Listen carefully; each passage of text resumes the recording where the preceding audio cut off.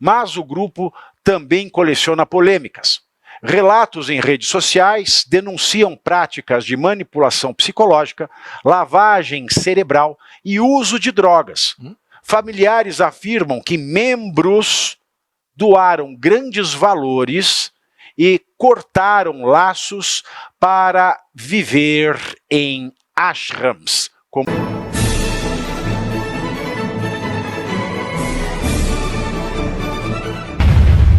anos 30, cujo local ainda é mantido em sigilo, mas já se sabe que não é no Brasil. E ainda de acordo com a publicação, essa não será a primeira vez, já que Barroso faz retiros espirituais anuais. O movimento espiritual nasceu com uma liderança feminina inédita e se apresenta como uma universidade espiritual que promove a meditação Raja Yoga, enfatiza a pureza, a não violência e a transformação pessoal por meio do autoconhecimento. Mas o grupo também coleciona polêmicas. Relatos em redes sociais denunciam práticas de manipulação psicológica, lavagem cerebral e uso de drogas. Familiares afirmam que membros doaram grandes valores e cortaram laços para viver em ashrams, como são chamados esses locais de meditação. Em 2013, por exemplo, uma mulher acusou o coordenador da Brahma Kumaris, na Índia, de estupro e assédio, com confirmação médica das alegações. As autoridades prenderam 4 integrantes, mas a instituição negou o vínculo oficial com os envolvidos, alegando afastamento prévio por má conduta. Essa é a imagem do local, alemão. Essa imagem aí, ela fica na região do Rajastão. O Rajastão fica na parte noroeste da Índia, fica ali por volta de Jaipur. Eu já passei ali, conheço tudo ali, viu, alemão? Conheço toda essa parte ainda da Índia, e vale lembrar também que o Barroso, né, ele vai para esse retiro polêmico, com essa liderança polêmica. Vale lembrar que o Barroso, ele era entusiasta espiritual de ninguém mais, de ninguém menos, que o maior estuprador em série da história do Brasil, João de Deus.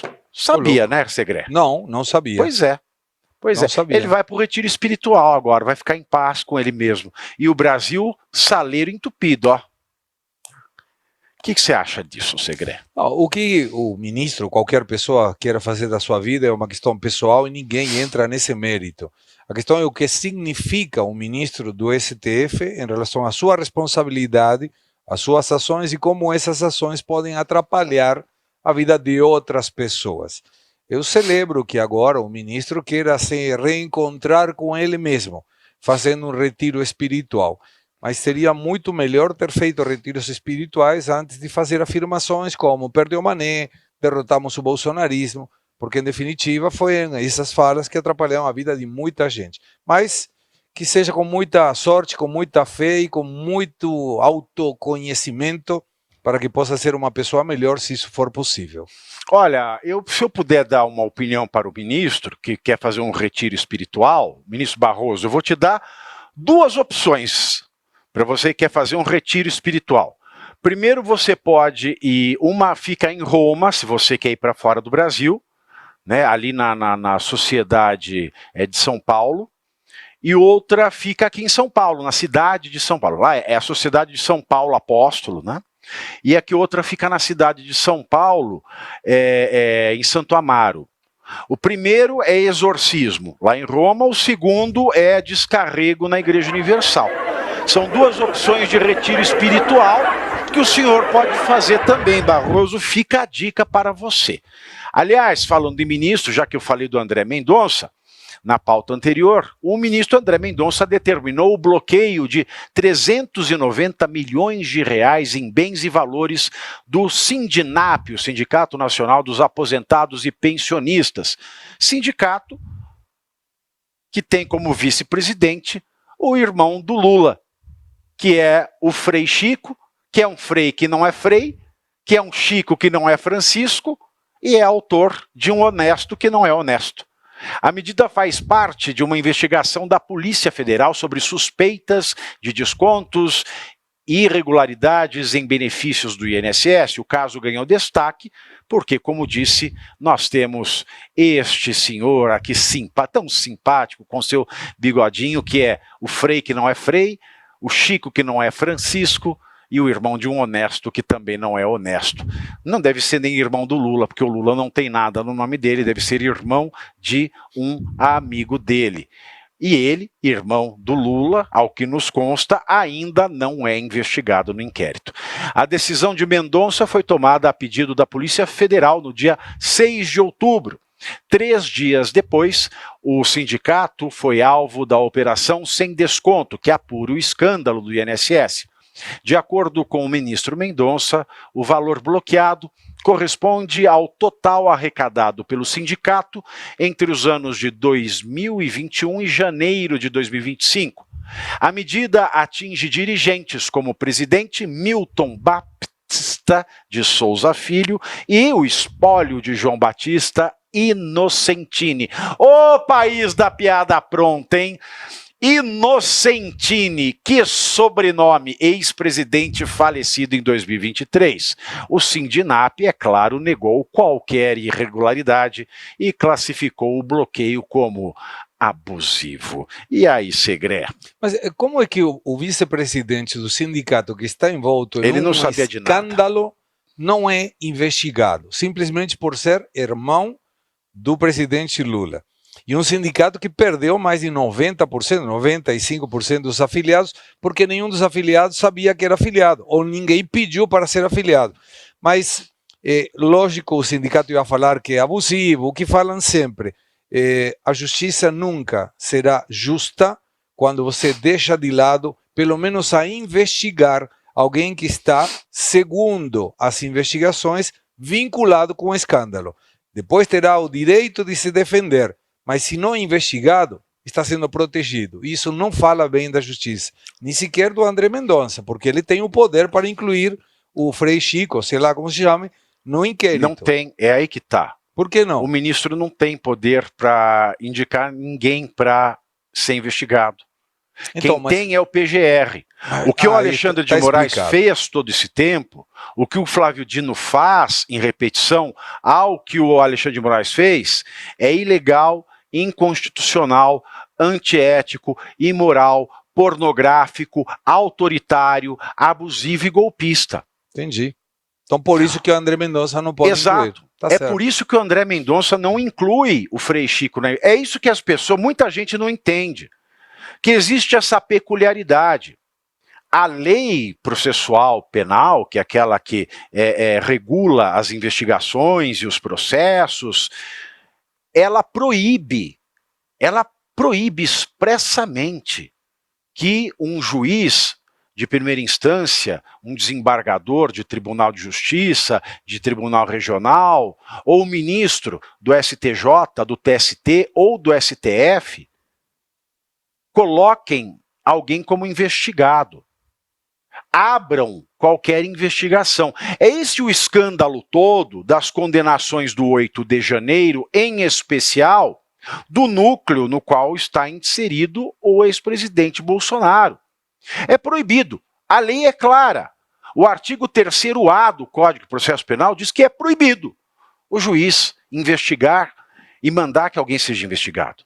E da mesma maneira, naquilo que diz respeito a ministro do STF, o regimento interno do STF proíbe o ministro de abrir inquérito e colocar alguém em investigação criminal. Entendi. Proíbe. Mas parece que a gente vive uma cegueira coletiva, porque o Bonner só vê a Globo. O Bonner fica, nós temos, a minha audiência é maior do que a Band, a Ana Maria dá mais audiência do que o Masterchef, o mundo esqueceu que é a Fórmula 1 porque não estava lá a Globo, plim, plim. O Bonner deve ter um problema de pênis tão grande que ele fica agora se gabando de que também com o dinheiro que o governo põe na burra da Globo, é uma coisa, é maior que qualquer giromba. Mas tá, a questão é essa. O André Mendonça, ele é o único que tem se portado como ministro.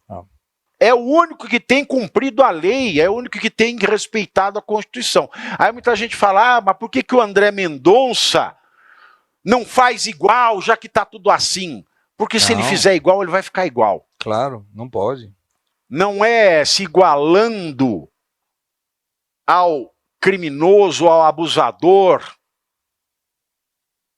que eu vou melhorar as coisas. Não, eu só vou tornar-me criminoso, só vou tornar-me abusador. E ele não vai ter mais, pelo menos dentre aqueles que pensam, envergadura moral de fazer o certo. Quem devia fazer isso é o PGR. É o PGR. Aliás, vale lembrar que no Brasil existem as comissões parlamentares de inquérito. Pode ser a CPI, que é de uma casa só. Pode ser a CPI da Câmara das Deputinhas e pode ser a CPI do Senado. E pode ser uma CPI mista, que tem senadores e deputinhas. Né? É o parlamento, é a CPMI, é mista. Mista é que dá e come. Né? Corta para os dois lados a mista. Tanto a CPMI quanto a CPI são comissões de investigação.